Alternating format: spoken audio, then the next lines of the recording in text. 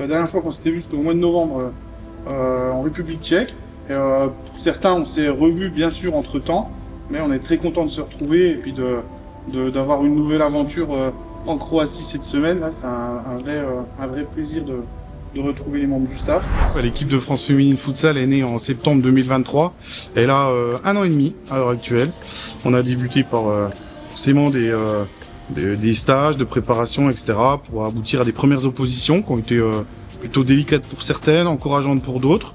Et puis on se retrouve maintenant après 1 an et demi avec un petit peu plus de recul et d'expérience. On a fini l'année 2024 par une très bonne surprise, parce qu'on a joué le tour principal des qualifications à la Coupe du Monde. C'était en République tchèque avec la République tchèque, l'Irlande du Nord et l'Ukraine. Et on a terminé premier de la poule, ce qui nous a permis de nous qualifier pour le tour élite du mois de mars.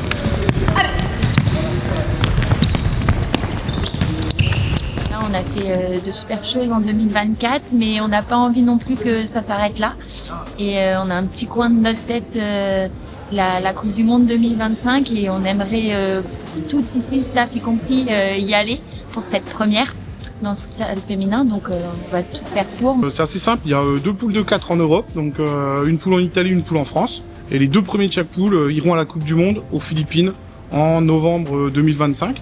Tout se passe très vite, tout se passe très bien. Maintenant, nous, on sait la chance qu'on a aujourd'hui, mais il nous reste une toute petite marche pour créer cet exploit de se qualifier pour la première Coupe du Monde de futsal féminin. Donc, on va tout faire pour.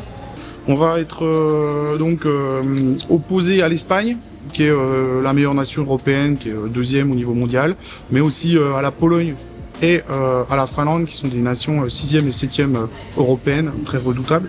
Et puis sur ce plateau de 4, il y a 2 équipes qui se qualifieront pour la prochaine Coupe du Monde, donc c'est une échéance très importante. Ça va être 3 gros matchs et ça va être difficile, mais je pense que personne nous attendait au premier tour, enfin du moins la qualification au 2e tour. Donc je pense que personne va nous attendre à la Coupe du Monde et justement c'est peut-être là notre petite chance, c'est que personne nous attend. Donc Ilona, Salomé et Mathilde, à partir du moment où c'est elles qui sont là-bas, tu sais que c'est toi qui vas faire la course à l'opposé. D'accord? Si c'est Fiona, par contre, le groupe il est en perpétuelle mutation et évolution. C'est une équipe jeune, on a peu de repères, donc du coup on a souvent des arrivées, des départs, des retours. On n'est pas encore sur un effectif stable et fixe. On a une ossature de 5-6 joueuses. Ce qui manque clairement, c'est des automatismes et de l'expérience au niveau de la pratique et du milieu international, clairement, puisque par rapport aux autres nations, notamment qu'on va affronter au Tour Elite, cette expérience, nous on n'en a quasiment pas dire pas du tout. Et ce que j'adore, c'est justement cette cohésion de groupe, parce que je pense que c'est ce qui fait beaucoup notre force et notre abnégation et détermination sur le terrain. Après, on n'a rien à perdre, donc en fait, je pense que sur le terrain, ça se voit. On joue très relâché et jusqu'à présent, ça fonctionne. Donc dans cette zone-là, il y aura pivot plus une meneuse adverse qui défendra, d'accord? Parce que on va jouer dans ce sens-là à chaque fois, tout le temps. Ok.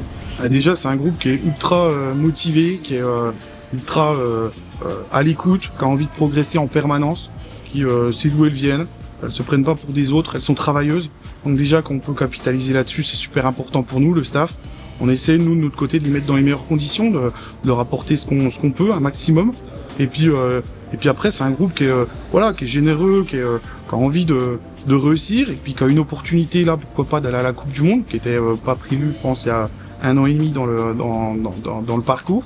Et donc, elle met tous les ingrédients pour essayer d'y aller et surtout pas avoir de regrets au mois de mars. Après, on sait qu'il y a encore beaucoup de travail et c'est pour ça que ces 2 matchs contre la Croatie viennent à point nommé. On a beaucoup de choses encore à revoir et à travailler.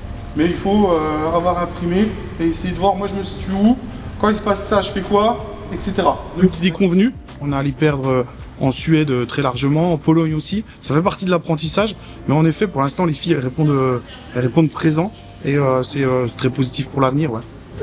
Aujourd'hui, le principal, c'est de préparer la Croatie, qui sera notre premier match de préparation en 2025. C'est une nation européenne qui est depuis plusieurs années dans le futsal, donc qui a quand même plutôt un beau palmarès. Nous, on va les affronter pour la première fois. L'objectif, c'est vraiment engranger de l'expérience et créer encore comme je le répète souvent, des automatismes, parce qu'il faut savoir qu'il y a un gros turnover, parce que l'objectif c'est d'avoir l'équipe de France la plus performante possible au mois de mars. Donc il faut intégrer les nouvelles, ça va vite. Et voilà, c'est créer des automatismes et puis on va aller en Croatie pour gagner. C'est une bonne nation qui est 12e européen, on est 20e européen. C'est une nation qui a terminé deuxième des phases qualificatives derrière l'Italie. 2 victoires et une seule défaite contre l'Italie. Donc c'est une bonne nation. Ça va être dur, mais ça fait partie de l'apprentissage, voilà, tout simplement.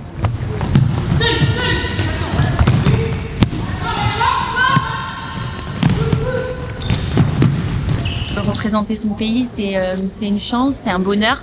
Et chacune d'entre nous, on savoure à chaque fois chaque moment, chaque sélection, et on espère toutes qu'il y en aura encore d'autres.